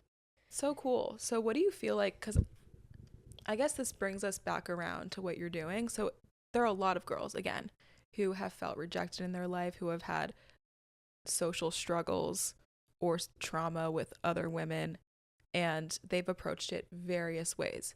What do you think it is about your experience that has driven you to make this literally your business? I couldn't take it anymore. Mm. I really just couldn't take it anymore. I realized I was giving power to too many people, allowing these girls to measure my worth and determine how I feel about myself when they don't even know me. And being bullied in high school, in college, in the workplace, in corporate. Why? I was like, why are we still fucking doing this? Yeah. I can't be the only one going through this. No, And I you're never absolutely understood, not. like, But I'm like, why are you the one fixing it? because no one else is. And like, why isn't anybody else fixing it? I don't know. You know? I think because they're not empowered enough to. I really, really feel really, really grateful that I am able to be in a position where I can go out, leave corporate, don't need to do that, and I can hone into this and really give it my all. And I don't know why. I think it's just what it was meant to be. I think it's scary, especially in a city like New York. And I think maybe I have balls of steel. Maybe I don't give a fuck. I don't know. I think by the way, you do have balls of steel and you don't give a fuck. And I think that those two things are big factors in why you're effectively doing this, why it's going well for you. Thank you. I mean, and also why we vibe. I just love you. Love you. I also just am like, why are these girls being so mean to me if I'm not being mean to them? Like, I haven't done anything to them.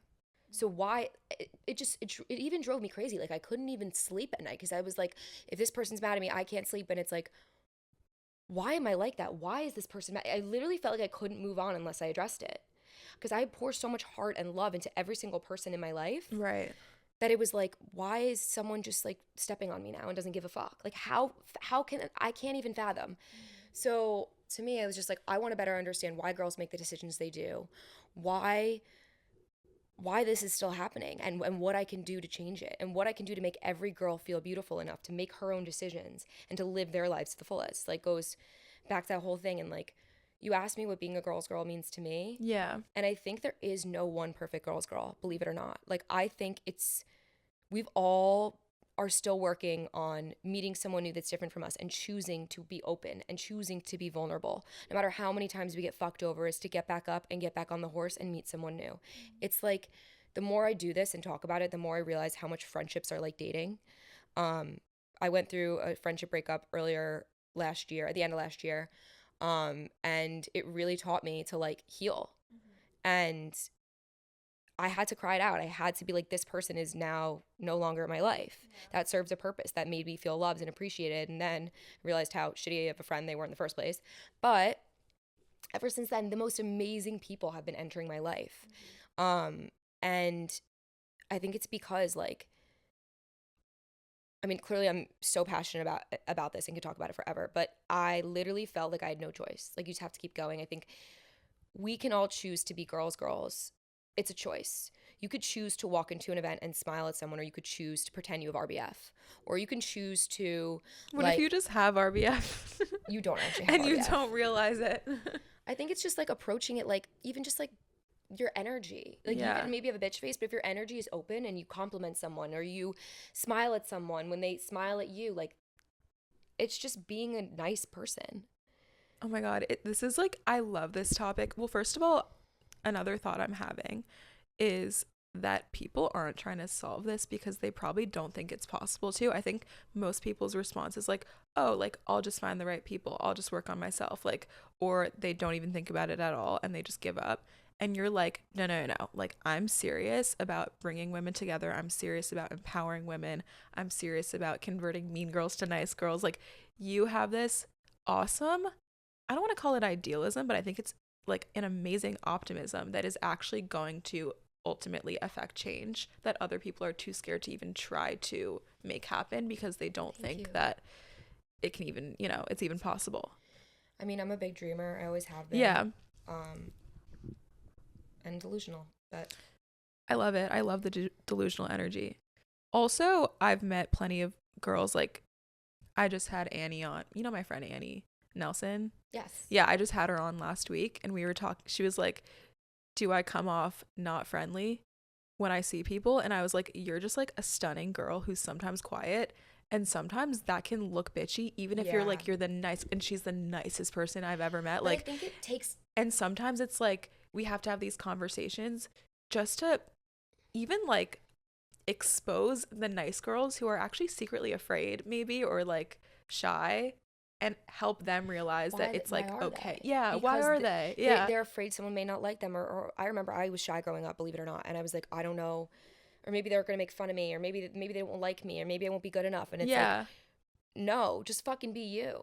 And that's the spaces I want to create, is like, no one gives a flying fuck, and if they do, they're not coming back. Like, we're having fun moments of celebration, celebrating womanhood, celebrating who you are, celebrating just fucking having fun, because life is so depressing, especially when you're not surrounded by people who support you. Like, literally, we're talking about such extremes here. It's like the point of life is exactly like this, but if you don't have that, then literally what is the point? Why are you here? Yeah. If you're living your life depressed, have no one around you want to be around or aspire to be, have no goals, no aspirations because you're afraid of them and afraid to look at yourself to even figure out what they are, you can't confide in anyone, you could stay locked up in that shell forever. Have fun, but you gotta peek your head out. Yeah. And no one's gonna do it but you.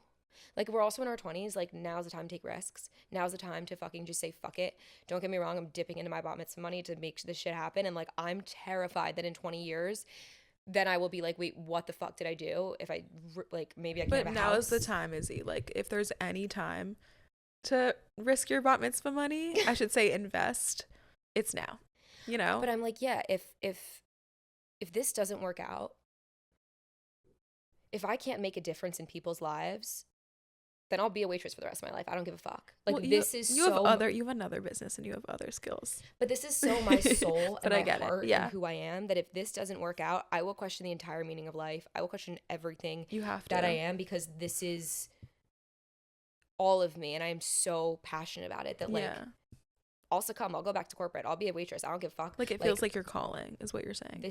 I have no choice. Yeah. I have to do this. Well, I think that you're meant to, because there's so much proof, by the way, just in the not even, which is mind-blowing to me, not even 6 months, like barely 5 months that Girls has been in existence, you've made countless friendships happen, like healthy, good quality friendships, about it. which is like, it makes me want to cry, and I witness it all the time. Like, you're always introducing me to people who are awesome, like nice girls, really like wonderful people who you saw the good in, and you gave them the opportunity to make friends, like good friends. Because why would I not? I don't know. People don't give a shit. They just care about themselves. Like, I don't know. I don't know. Not to like shit on people, but I think that you really care. Yeah, maybe people are afraid. Maybe they think it's like they're afraid of being vulnerable. They're afraid of putting themselves out there. I don't know. But what you're doing is like, you're making the difference that you wanted to make. So I don't think you're going to be a waitress. Unless you want to be, then I'd be a fuck waitress unless I'm depressed. You'd be like you'd like go up to people and be like, so our special today is a little bit of compassion with a side of openness to new friends. Stop. That was so cringe. I'm dead. With fries. Caesar salad and fries. With Caesar salad and fries and cacio e pepe. And maybe a margarita pizza. Allergens do not Soy free. include. Yeah, soy free. Everything is soy free. Soy free. So Alexa can come whenever she wants. Bitch free. Comparison just fucking good free. vibes always. Just good vibes. Because when you can like let go and be yourself and fucking sing High School Musical, or just fucking be like, there's no better feeling in the whole fucking world. It all makes sense. What do you think about men and their social lives? Oh, I think I need to work on a guys club. Definitely. And what's your, because we've been so focused on the women, as we should be, because like we're more important. And we make the world go round. We do push humans outside of our bodies. We do. In fact, I haven't ever done it, but hopefully I will one day. I am childless too. Sorry. Yeah. I mean, I don't know. Sometimes like I'm like your child. I feel like you're my mom. If I can claim that position. You could be both. I'm down. I feel like all my friends in my life right now are like my mom, my sister, my daughter. Yeah, same. You're like a mommy to me sometimes. Like the first time I ever came over, you were such a mommy. You're like, who wants pizza? Who wants wine? Who wants fruit punch Olipop? Who wants a blanket? I'm dead, yet my apartment's a literal shit show. So it's like, no, it was so cute, and it still is. It's now. I love your apartment. It's stunning. Oh, thank you. But like, why? I feel like I've had this conversation on other episodes too. But why is this sort of like popular mean girl thing? Like, is this a girl thing? Is this gendered? And why is girls a term and boys boy or guys guy? I don't know. Is that even a thing people say? No, but like people say like she's a girl's girl or she's not a girl's girl. No, but I haven't heard guy's guy. I made that one up. But why isn't Harry does have a shirt though. That's really cute. He's wearing it. He wore it yesterday to work. Do you think men struggle? I guess it's hard for us to speak on it as women, but do you think that they struggle with similar things? 1000%. I think some of it's in our nature as humans. Like we are taught to be in tribes. We're taught to need that pack mentality in order to survive. Yeah. We need it. That it's survival of the fittest. That's also ingrained in our minds as just humans. Competitiveness. And overthinking or caring what people think. That is not human and primal. Yeah. Because we want to survive, and that's like takes the rewiring of our brains in order to do that. Yeah. And with men though, they can meet a guy and like they don't give a fuck what you look like. You're a guy. Hey dude, what's up? Like, hey, whatever. Maybe I won't invite you over next time, but like I'll hang out with you and talk to you because why would I not? Like it just seems that simple for men. Yeah. But they do struggle with sharing their emotions. Yeah. So they compress all their emotions deep down, whereas obviously we're more emotional, but then like sometimes it pops out. They can only share it with people they're truly comfortable with, or maybe they're just suppressed it for so long they feel like they don't have any.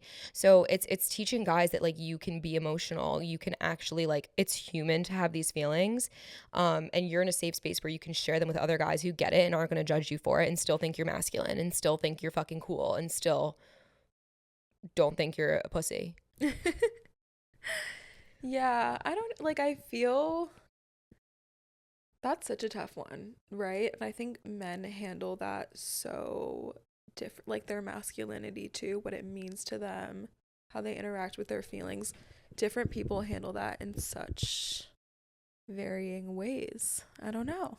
And even girls too, but I'm like, I've noticed about guys, the way that I've witnessed them socialize is like they talk more about topics outside of themselves, and a lot of girls will talk about their feelings and their experiences. Yeah, because guys don't feel comfortable sharing that. And guys will be like, what game is on, you know? Because that's not quote unquote masculine. Why not? It's feminine. And is that bad? Because like I think every person could use a little bit of both kinds of energy. Like you building a business, I view that as masculine energy because you're taking action, you're using reason and logic, you know, you're using assertiveness. I think we're labeling too many things as masculine or feminine, and that sounds like so crazy, but like because some of it is scientific. Like women are more emotional, men are women more emotional? The hunter-gatherers or whatever, or they're supposed to, like there's some science behind it, but there's obviously outliers, and like we're all kind of just figuring out where we lie within like this spectrum of like who we are. Like when I play basketball, which is like you'd never think I would do because I also cheerleaded, like I felt so feminine cheering, but like when I played basketball, it like brought out my competitive side, and I was like, and it was so fun. But then, like, I'm so girly. So like it doesn't matter. Like why are we classifying everything so much? It makes it hard to like figure out who you are and live your life. But I also love pink, and like it's my favorite color ever, and I love doing girly things with girly people, and like I'm just like the ultimate girly girl. So I don't know. It's like, do you think that women are harder on each other than men are? Oh, 1000%. That's because that's something that I think I've noticed. Like I've noticed that. Okay, this is something I've actually thought about this morning. Now there are all these like male podcast people always like make fun of the whole bro-y male podcast thing. Like it's kind of almost a meme, yet these podcasts are really popular, and that's the irony. They're kind of known, right? Yeah, it's like popular amongst men, like which I guess would be their target audience, and then women are like just saying, oh, these are like dumb bro-y guys just like thinking that they deserve to talk. And sorry if no one said that, but I feel it, like, you know what I mean. Did you see that recent SNL skit that was like getting men to go to the doctor but you pretend it's a podcast? No. It was so funny, honestly. That sounds hilarious. It was I like, need to watch more TV. It was I wonder if Harry saw it, because it's like it's saying how making fun of how a lot of men these days like they get their medical advice or like information from male podcasters. I'm like, Harry, where did you learn that? He literally everything's on Instagram. I'm like, Harry, what? Yeah, and like, or they won't go to the doctor, they'll just like Google stuff. So like the whole skit is saying, oh, like it's like going to the doctor but you pretend they're on a podcast, and the doctors are like saying all this slang and like bringing, I don't know, being podcasty. But it's low key a doctor's appointment, which is hilarious. But then it's like, is there a female version of that? Like, is there, and like, why is that a fixture in sort of like the male world? This like alternative media, alternative viewpoints, questioning things. But like, is there a female version of that? I think, I don't think there's supposed to be an equal, because there's no, like, men have different challenges to overcome than women do. Like, the way we're overcoming being bitchy to one another and being kind to one another is the same way men need to overcome getting in touch with their emotions. And I think they're fascinated by the fact that's like, there's no way someone could talk for 2 hours without getting deep or talking about how they feel about something, or getting sentimental, or like talking about something that matters and not trying to be a tough guy. It's sharing your words and sharing your internal thoughts and feelings. And that's something that guys don't do. So they're like fascinated by that. I think they do it, like some do in their close friendships, but it's not like an open, like it's different. I trauma dump the second I meet someone, but that's not something that guys do. That's like, I don't know, like why do we, we met and we were like instantly pretty open with each other. I'm not saying that's how every friendship has to be, but I think it is way less likely with guys. Because guys are afraid to share their feelings. Guys think that they will be looked at as less masculine, less able to take care of themselves if they're not physical. And like, what you look at a guy, it's like, all right, you think, we're obviously attracted to guys who are in touch with their emotions, but like if Harry's trying to make a friend, like he doesn't want to see a guy that's emotional and like doesn't make any sense, or not that those are tied together, but like he wants a guy that like doesn't show vulnerability, at least until much, much later, because that's seen as feminine and not masculine. But it's like putting us in these categories, and like so much of life is changing. We're no longer primal anymore. Like I'm saying, like we need to like redefine these stereotypes and help these people get the help they need. Like I think the best people in life are people that have gone through shit. And the strong men that have, like, their stories are beautiful. Like stories of war, stories of overcoming alcoholism or drug addiction, whatever it is, like that's being open, raw, real, and vulnerable. And I think that's what makes a strong man, in my opinion. And I hope to like continue to share that, and like men will eventually come to that realization themselves. But like, it's just stop putting everyone in categories. Just let fucking people be. Like if you feel like sharing something, I'll fucking share it. Like stop holding back and just be you. You're not meant to worry so much about these things. Speak of the devil. Is that Harry? Should I pick it up and put it on the podcast? Yeah. Hey, Har. You're on the podcast. What's up, gang? Izzi, when you get home, make sure the fish are good. Okay. Add that part. Sure to what? The fish are good. I'm crying. They're dope, but the red-tailed shark is chasing around the new guy. Yeah. We should make a fish club. All right. Love you, Har. I always forget that you're technically a fish mom to 2 aquariums. Oh, Harry just is bought that what they're 6 called? Not fish aquariums. Today. Harry literally tanks? Came back You have with 2 6 fish tanks. He's fucking crazy. Wait, he has 2 more fish tanks? He has 2 fish tanks total. No, but he came back with more? Like you have 4 fish tanks now? Yes. That's kind of crazy. No, we don't have 2. We don't have 4 fish tanks. I'm so sorry. We have 6 fish now. He just bought more. Oh, fish for the tanks, existing tanks. Yeah, fucking insane. Why do you think? He said, "Sorry, I have no wisdom right now." That's okay, Harry. Okay, I know you have to go in like 5-10 minutes. So let's talk about some cool girl stuff that's going on, because you're doing the absolute most. I feel like every second of the day I blink and there's another event that you're inviting me to, and I'm like, I can't keep up with these, but they're always so well done. You go to the max with the goodie bags, the girls there, the decor, the space, the everything, the food, everything. Like you literally get everything down. The brand collabs, like you're a pro. I don't know how you got so good at this so quickly. I think I'm just extra. It's like good though to be extra, because it's like your standards are high, you know? Yeah. And I'm not saying this to put pressure on you. You just naturally have this desire to be so meticulous and make everything like great, and it shows. Like your hard work pays off, and it makes the experience truly worth it. And you always come out with a new friend. You come out with like, oh my god, I want to show my my book that I made. Wait, I'll be right back. No, yeah, I'm crazy.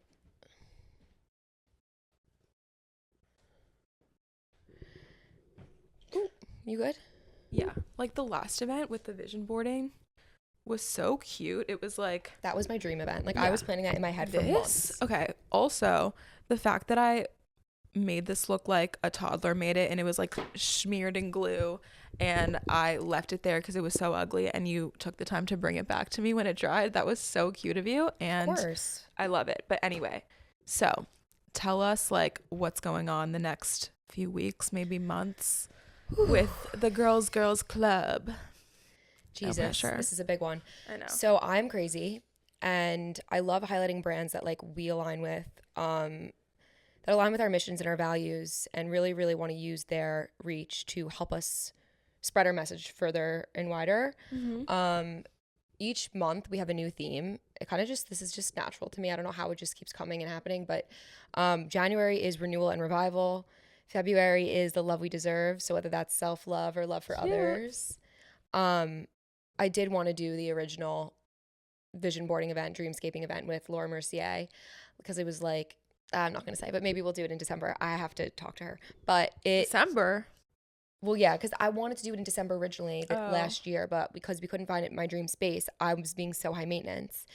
And then it got so crazy. You did other cool stuff in December though. Yeah, but we ended up finding a space. I'm not going to work with that girl again because she's not nice. Not a girl's girl. But anyways, we set the studio on fire by accident. Like, Wait, they what? caught on fire. Yeah, it was like actually crazy. This never happens in an event before. But that's because my event planner ended up putting a piece of paper towel underneath the candles, which sounds really stupid because she wanted to expedite the cleaning process. Was this the place where we just were? Yeah, I did the same place. Wait, before we went or after? It was the second session, so the one after. This one was this was on Tuesday. Izzy, okay. I just have to tell you, I have a fear of fires. Like, I have chronic nightmares about escaping fires. And I was sitting in that room and it was so stunningly gorgeous with all the beautiful candles. And I was terrified that somebody was going to light the place on fire. I was so scared. I was like, the whole time I was like, okay, relax, meditate. Hope the candle doesn't fall on my face and burn my face off. Like, what happened? Wait, yeah, so the girl was being super weird with like getting us in and out and like, oh, we'll charge you X amount if you're here longer than whatever. So we were like, okay, don't want that to happen. So Nina, the amazing event planner, put a paper towel down to expedite the cleanup process. And instead it caught and she had a fire extinguisher, thank God, but super weird. But yeah, I want it in a bigger space. We were talking to the Virgin Hotels, which is so exciting. They have a really beautiful space in Times Square. That'd be great to put this on. It can finally fill more people. Like, I think I want to do the same events I did the year before the next year. So it's kind of like because there's seasons. Everyone feels different things at different seasons. And I'm crazy. Like, I want to do things that are like yoga, and then I want to do dinners, and then That's not crazy. That's girlhood. Okay. I love that. I'm just saying. You're right, honestly. Yeah. Like, I come up with crazy ideas. So we have like really, really, really, really fun. I'm so crazy. I just up. love doing yoga, like a little bit of downward dog. Because everyone's like, pick a thing. And it would be easier for me if I picked something so that I could spend less time. But I think I'm more creative, like trying all different types of events. No, I think it's fun and dynamic. It just makes things not boring. Not crazy. It's just fun. You're right. We'll mix it up. Yeah. But last night we did a book club event, and it was the first time I didn't have any brands involved. We did have signed copies of the books, but like we did a circle and girls like went around and introduced themselves. What book? Oh my God, None of This Is True by Lisa Jewell. My favorite crime thriller ever. There's not a book that she's written that I haven't finished in a day. And like, I space out my reading. That's a good rec. She's in any of her books, fucking incredible. Lisa Jewell, love her. I literally just DM'd her and I was like, I'm obsessed with you and your books. Told her what I was doing with Girls, and she was obsessed. Sick. Shoot your shot.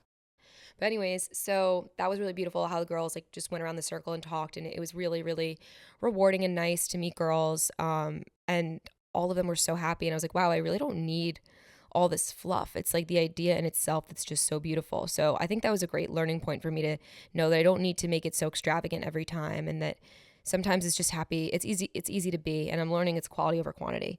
So for February, which is so freaking exciting, I don't know when you're dropping this pod, but it'll probably be after. Wait, honestly, Talk about March. Okay, so Because I think this will there will have been Be a a little- buxom maybe. Valentine's Day party, which is so fun. so fucking sick. I'm so Collab with excited. Fuse House, an love artist Fuse. house collab, making. I think we're gonna do like message in a bottle, and fill it with like dried roses or whatever, and you can either Cute. chuck it in the Hudson or How do you think of this stuff?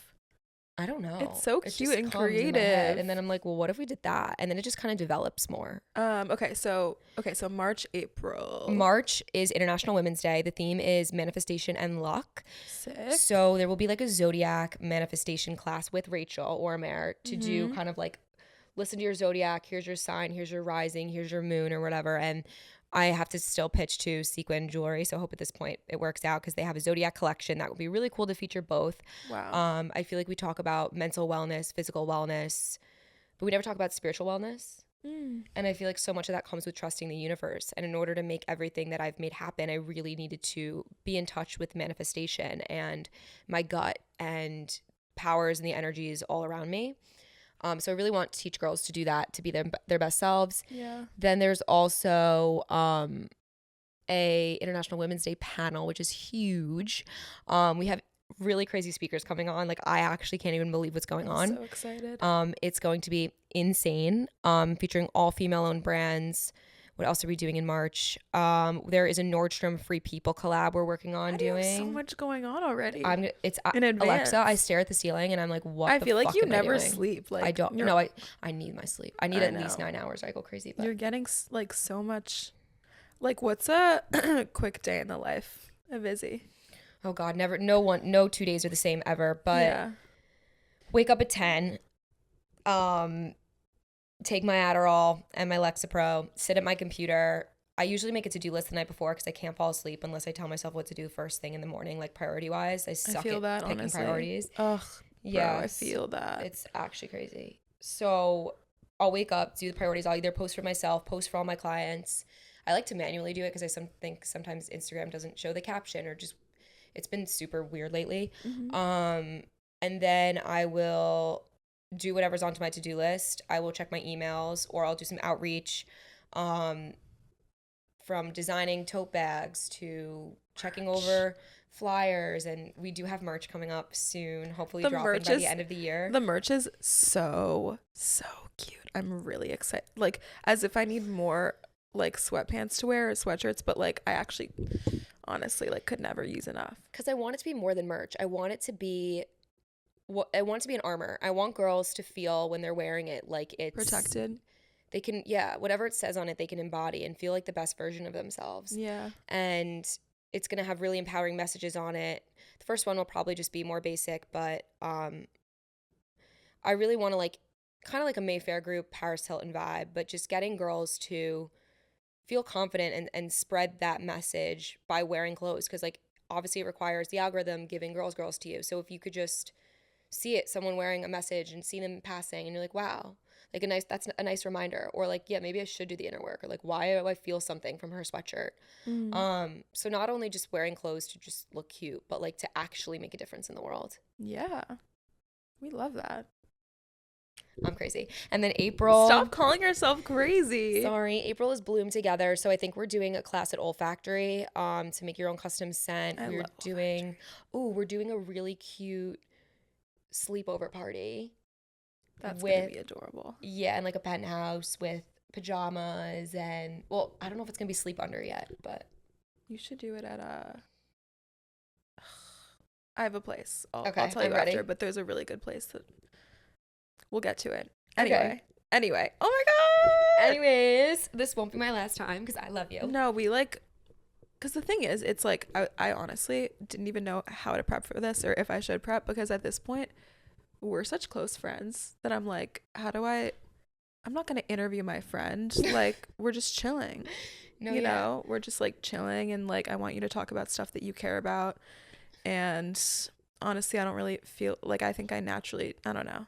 No, you did that naturally. You did. I Felt love like we what were just hanging out. Well, I love what you're doing and I think that like you're so cool and I just like want to share that with people. I love It's you. true. No, like you just like have such you're mission driven, like values driven, like genuinely. like for real. Like you embody everything that you preach and everything that you're working towards. So it's really inspiring to see.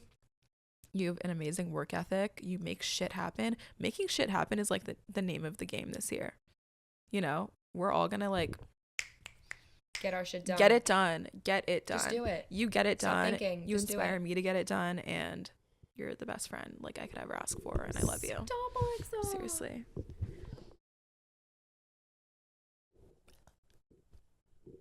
You're the best. You're the best. Okay. Get back on here soon. You can find me at Izzi Friedman at IZZI Friedman on Instagram or Girls Club NYC. Izzi is spelled with an I. Friedman. I spell it with an I because I thought when I was little that's how the girls spelled it, because the boys spelled it with a Y. Whole story. I'll talk about it next time. Wait, I also love that you just did that, because I keep forgetting to like tell people to plug themselves, and I feel bad. So I'm really glad you remembered. But I'll put all your info like on the episode details too. Okay, Got love you. Love you. Mwah.